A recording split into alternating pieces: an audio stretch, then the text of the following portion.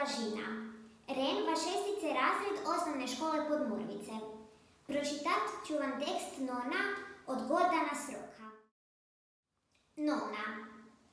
Našega domatnjega čakavskega govora već je sakuda.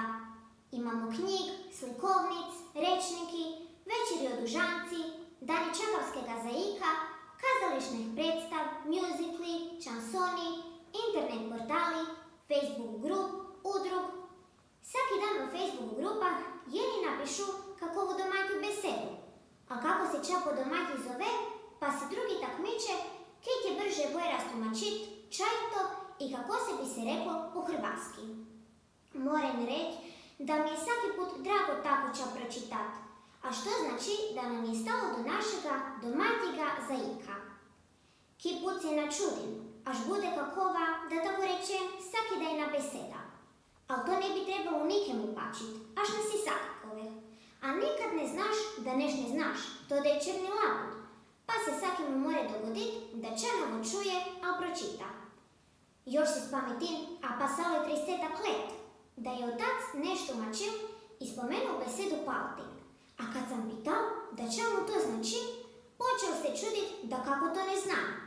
Da je palting kažotit, vakem su se prodavali španjoleti, kjer su ženske paltarice delaleva fabrike ka se zvala Palta.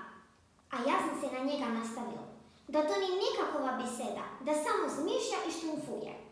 Nisam notel dat za pravo. Komaj sam pohla negdje čitat od te fabrike, ka se vaj pohlarata preselila varovinj.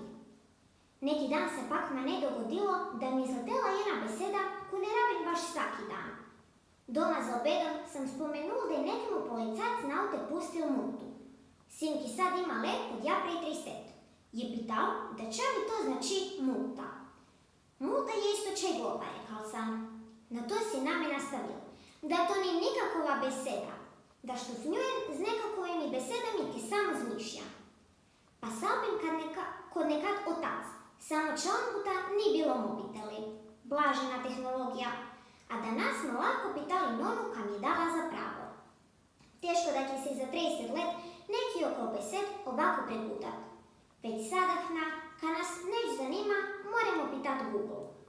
Još to tako će bi nam dobro došlo, ali samo za našu potrebu, po domatji.